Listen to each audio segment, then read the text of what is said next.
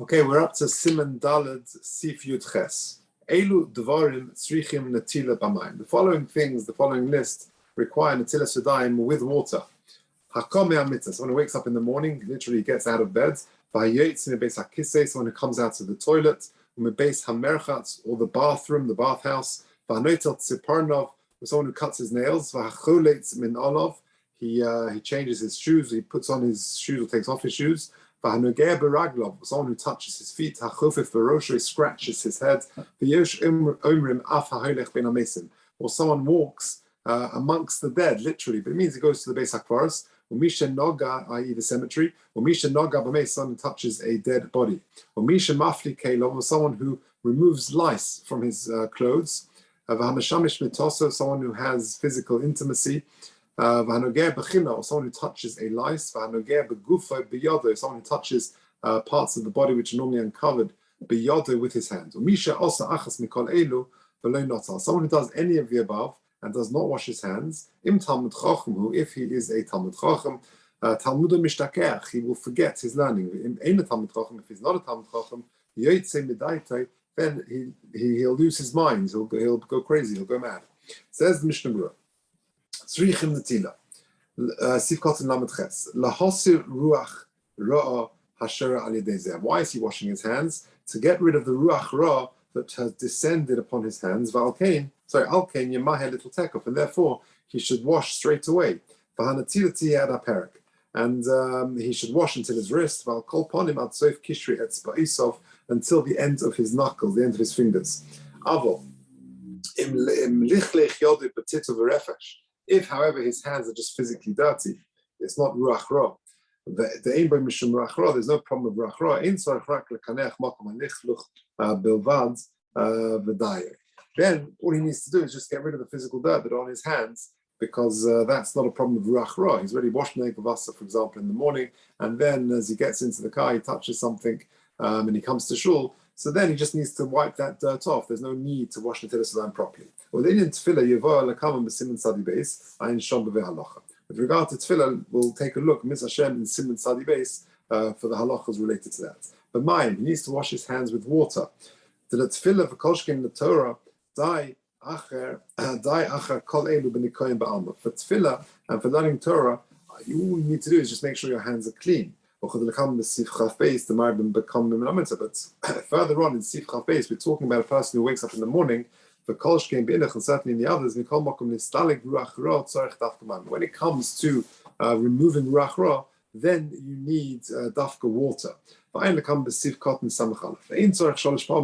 You only need to wash your hands with keli with 3 times, when you wake up in the morning, to remove the Ruach Ra. So there are some who are machmir that 2 of the other items on the list, i.e., holech ben amesim, a person goes to the Beis HaKvaros, or he's mishamesh mitoso, he has physical relations with his wife, to bo'in and gamkein shalosh pamim, that he would also need to wash his hands 3 times. Of a sefer heichal hakodesh machmir b'yitzim Beis HaKisei shalosh pamim, that a person who comes out of the toilet, or I think they say in America the bathroom, then he needs to wash his hands 3 times. Of Magen Avram, Siman Zayin, Sosar Dvarov, he challenges that and contradicts what he says. Someone who comes out of the bathroom, even if he doesn't actually go to the bathroom, doesn't use the facilities, he just goes in and out of the bathroom, and so too a bathhouse, even if he doesn't use the facilities, similarly, he will need to wash his hands. That's because of the Ruach Ra that is there in those 2 places. Let's take a look at the Dirshu Mishnah Berurah notes, number 49. Now, it's a very interesting and important point. The din of a toilet nowadays, what status does it have? So the Mishnah Berurah Dirshu note 49 says, Ubadin beis hakisei shel zmanenu. The halacha, the status of a toilet, i.e., in England we call it the toilet, in America they call it a bathroom. I'll use the word toilet for English purposes. That means the room where the actual toilet is there. Beis hakisei shel zmanenu, histapek hachazon ish. The chazon ish is uncertain. Im hu doime lebeis hakisei shel parsoi. Does it have the same din as the beis hakisei of the parsoi, of the Persians? She'ein lo beis hakisei. It doesn't, ein lo din beis hakisei. because that does not have the status of a Beis HaKisei. Why? Mishum she'itzor einam nisheres shomen nefeles meirachok. Because back in the day, in the Persian Beis HaKisei, what they would basically be a slope that any waste that the person would relieve himself of, that would be automatically, it would flow away. So it wouldn't sort of hang around there, it wouldn't linger there. It would automatically, straight away, just fall away. But our bathrooms, on one hand, they're 1,000 times better than the bathrooms of old.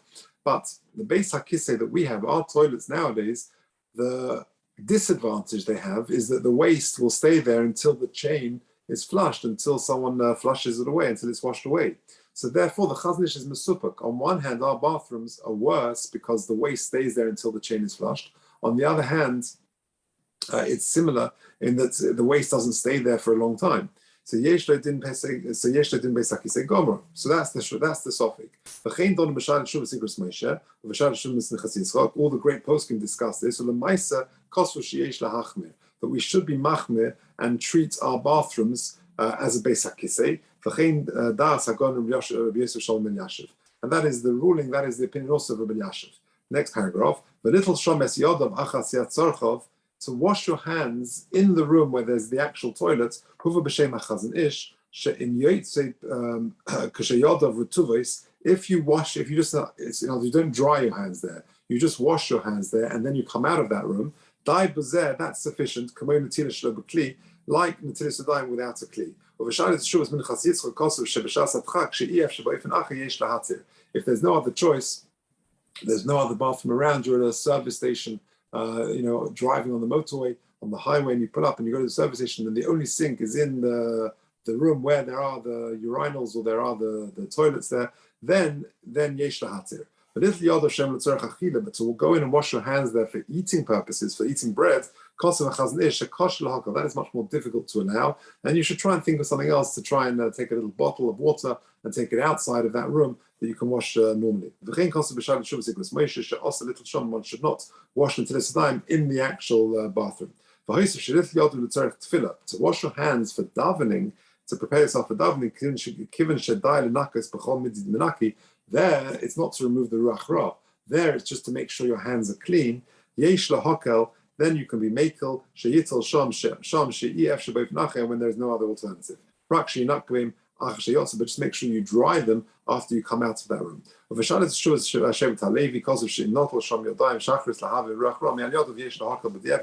b'diavad, it does work, and the ruach ra has gone. Okay.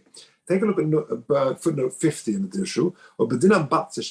What about a bath room or a bath house nowadays? In other words, let's say, for example, in one of the rooms in the house, you've got a shower. There's no toilets in that particular room. There's just a shower room or a bathroom. What is the story nowadays? It's not designated only for rechitza, for washing. You could do other things there. You could, apply a woman could put on her makeup there. You could brush your teeth there. It hasn't got the status of a din merchatz. It's no worse than the middle room that the Gemara talks about of a beis hamerchatz, which is more lenient. And therefore, since it's a drabonon, we can be mekel. Okay, let's press on. Sif Kotten Mem Aleph. Min Olof. If you're another one on the list of when you need to wash your hands, is if you've touched your shoes. Mishum shenogeya beyodov be'es hachalitza. Because a person has touched with your hands, you've touched your feet when you change your shoes, and therefore that requires Netilas Yadayim. But if you haven't actually touched your shoes, your feet, then you wouldn't need Netila. When you change your shoes, you touch your shoes or you scratch your head, the reason why you need to wash Netilas Yadayim is not because of Ruach Ra, Rak Mishum Nekiyus. That is in order to make sure your hands are clean. Therefore, you don't need to wash your hands quickly. So,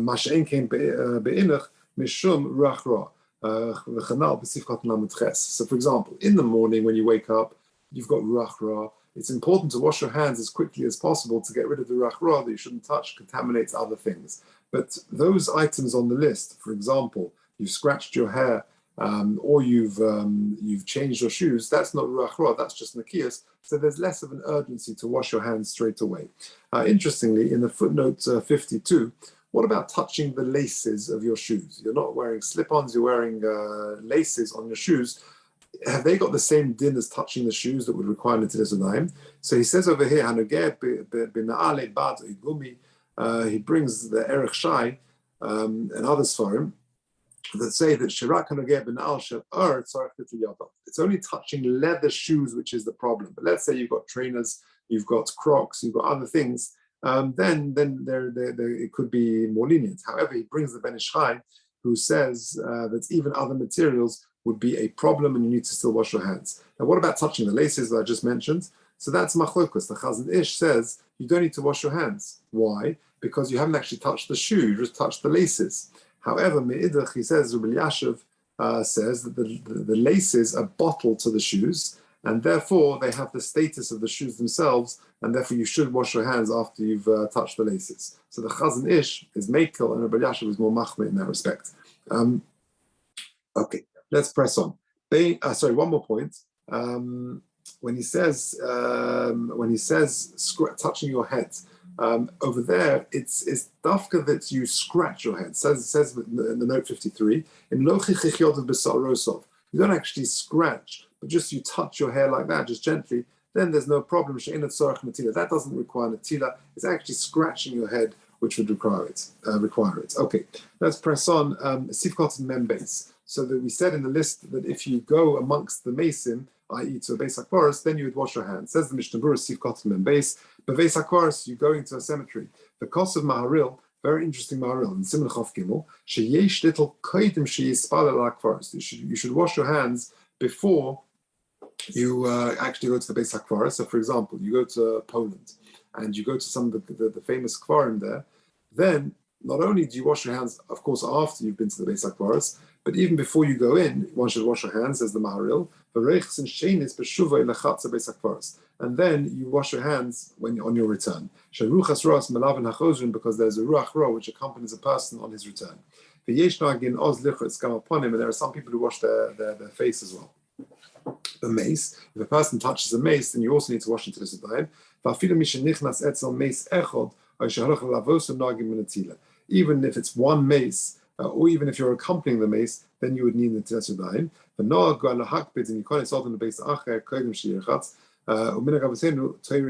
That a person should be makbid to do that, to wash your hands after Levaya. Now, interestingly, in footnote 55, he says,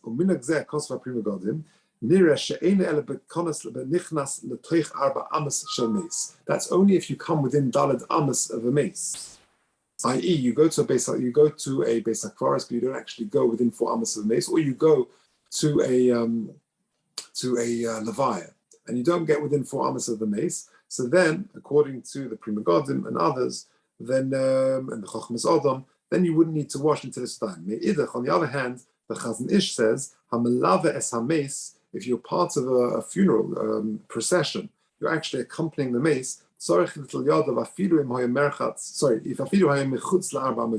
you're not within Daled Amos of the mace himself, you would still need to wash your hands. That is the Chazon Ish. So, if you go to a levaya, do you need to wash your hands afterwards? Well, according to the Chazon Ish, yes, even if you don't come within Daled Amos. But according to the Prima Godim and the Chochmas Adam, you only need to wash your hands if you came within Daled Amos of the mace himself. Okay, I said before about Beis HaKvaros, that Lechor at Beis HaKvaros has a slightly different status, but it depends how far you go into the Beis HaKvaros. If you go within, mamish into the Beis HaKvaros, if you're farther away, not within Daled Amos of the mace, then maybe that could be different. Okay, Mem Dalet, Kalov. So if you're delousing your begodim, you take away the lice, which in the times of the Gemara, which was quite a commonly referred to, even if you didn't actually find any lice, still the process itself, the investigation would require Netilas Yadayim. Or if you touch a kino of a pirish efshad died b'nikoyim ba'alma, that could be enough just to make sure your hands are clean and you don't need it 3 times, etc. B'yodai, if you touch part of the body which is normally covered b'yodai with your hands, Mekomis hamtunofis sheyesh bohem milmulei zeah, where there is a lot of sweat. So you put your hand down the back of your shirt in an armpit or something like that, then you would need to wash Netilas Yadayim. So the Mechaber says from the Gemara there is very striking that if a person doesn't wash his hands after all these things, if he's a Talmud Chacham, he forgets his learning, and if he is not a Talmud Chacham, then Yotzei Midaitei. Says the Mishnah Berurah, Ayin Be'el Yerabah, this is in Sifkat Mem Zayin, Ayin Be'el Yerabah Derot Sulema, the Nislabish by Ruach Shtus, that a feeling of an aura of stupidity, of craziness, descends upon the person. And if a person encounters a Ruach Shtus, then he should be worried that he might do an Aveira. Like the Chazal say, the person only does an Aveira if a feeling, a spirit of stupidity, nonsense, overcomes him. Okay, let's press on. Sif Yutes. Hamekiz dam mehaksefayim. If a person has some blood let, v'lo not on yadav and doesn't wash his hands, mefachet shivayom. He should be worried for 7 days. Hamegaleach, someone who takes a haircut, v'lo not on yadav and doesn't wash his hands afterwards, mefachet shlosh yomim. He should be worried for 3 days. Hanoitzot tzipernov, if he cuts his nails, v'lo not on yadav and does not wash his hands, mefachet yom echad, he should be worried for 1 day. Ve'in yadeh mimam mefachet, and he doesn't know from what he should be worried about. Dami Aksafayim says the Mishnah Berurah in Sifkat Memches, the Efsha Aluka, and Aluka means like a leech. Shekorin, he brings the Yiddish there, Faikez, which in the Targum he translates as Alukais, which are leeches, Binkas, which he translates as Kosos Ruach, which I think in English you call it cupping. It's a procedure to try and make the blood come to the surface. Gam Kein Sarach Little for Tov Lahachmeh. In those situations where a person can let blood through leeches or through a cupping process where it brings the blood not out of the body but under the skin, which has some sort of therapeutic benefits to it, do you have to wash your hands for that? So the Mishnah Berurah says, Tov lahachmir. Interestingly, in note number 60, which in my edition is right at the back of the Sefer, he says, what about a blood test? And what about donating blood? Does one have to wash your hands after that? So he says, contemporary giving blood, for a blood test, Rav Shlomo Zalman Auerbach says you do not need to wash your hands afterwards because it's not good. It's very different to the Hakozes Hadam in the times of Chazal, which was L'Shem Refuah, and this is just a blood test which doesn't need it. And so too, if giving blood, and in Trumas Dam, again, Rav Shlomo Zalman says, Shegam hu lo nechshav ka'isik refuah, so that's not considered proper refuah. And on the contrary, you're helping other people have refuah, and that's a mitzvah. But I suppose what the Mishnah Berurah concludes, for Tov lahachmir, there's no harm in being machmir to try and wash your hands after any form of giving blood. Sif chaf harechetz ponov, a person who washes his face v'lo nogvam and he doesn't dry his face properly, yofer ponov misparkos oilet bar shchin. Then a person's face, his complexion can become poor. He can get cracks in his skin, or he can get boils. Also, lichotz harbet b'mei silka. The refuah is to wash his face in some sort of beetroot juice. That's from the Gemara there. It's a Gemara in Shabbos, Kuf Lamed Gimel. Sif Chaf Aleph. There's no Mishnah Berurah on that Sif. Moving on. Sif Chaf Aleph, and we'll finish with this Sif today. Tzorich lizoheh b'tefillah or b'achila. A person has got to be very careful with tefillah or with eating. That during the meal or during tefillah, you shouldn't touch parts of the body which are normally covered. Because the person has accumulation of sweat there, says the brackets, there's little bits of hair and there's sweat, and therefore you should avoid touching that during the meal because that requires netilah. Not to scratch your head. But the parts of your head which are exposed, your nose, your ears, and so too, parts of the body, the arms, which are normally exposed, you don't have to be worried about that. In tefillah times or in times of eating, that does not require Netilas Yadayim. It says the Mishnah Berurah in Sifkat Mem Tes, B'tefillah, V'hu adin b'shas shehu osek b'Torah. Also learning, you should be careful not to scratch your head. I remember I had a friend when he was young. I remember him telling me, he was complaining to me when I was in high school, that during his mitzvah lessons, he had this tendency, my friend, to sort of scratch behind the back of his neck and down the back of his shirt. And the teacher kept telling him to go out and washing his hands. He found it frustrating. But this is the halacha. Siman Tzadi Beis Sivov in Sifkat Nun says Mishnah Berurah, the Nisba'ah Sham, it's said over there, what happens if you're in shul and then you realize you've touched parts of the body which is normally covered? You don't actually have to go out of shul and wash your hands with water. It's enough if you sort of touch some grass, or if you touch some wood, or the stender, the table that you're sitting at. That's sufficient during the middle of tefillah. If it's early on in tefillah, shachris, for example, you're still at pesukei zimra, then tzorich leilech v'nitl yadov, then you should go out and wash your hands. If you do touch parts of the body which are normally covered in the middle of the meal, then you should wash your hands again properly, like you did when you sat down to wash for the beginning of the meal. But the bracha, then you don't have to make the bracha again on Netilas Yadayim. Just wash your hands as you did earlier. Milmule Zeya in Sifkot and Nun Bay says the Mishnah Berurah, I'm be there, Simon, Kuf Yudvav, the Tzarech Lizoyim Mizeh, a person got to be very careful of sweat. To call Zeya, all types of sweat, somehow Moves, is considered like poison. Chutz Mizeh Saponim, apart from the facial sweat, which is not injurious, which is not harmful. The Simon Adov, and the way to remember that it's the facial, it's the sweat on your face, which is not dangerous, but the rest of the body is from the pasuk Bezeas Apecha Teichal Lechem, the sweat of your face. Teichal Lechem, you can eat bread. The sweat of your forehead. So therefore, that's a simon to remind us that sweat is okay, but the sweat of other parts of the body is not. Is more dangerous. Of a fun of you, says the Mishnah Berurah in Sifkot and Gimel, v'chein betzavoro ad hachozeh. Parts of the body which are normally your face, which are exposed, you touch them, that's not a problem. And so to tzavor, your neck, ad hachozeh, until the chest. V'chein im holech yachaf beraglov. And so too, if a person goes, missed the line, the cost of the machzas hashekel, right? It all depends on the practice of the place. If a person, for example, would let's say wear short sleeves, if that's the custom in that place, then touching the hand over here is not a problem, because that seems to be okay. That's the minhag hamokah. But in places that they always wear shirts to the wrist, then maybe it could be different. Nun dalet shed zeroisov at haperek nikra means until the elbow. So if a guy walks without shoes, if that's the custom in that particular place, then that could be different, because it's considered quite normal for a person to walk like that in those places. Okay, we'll leave it there. Thank you.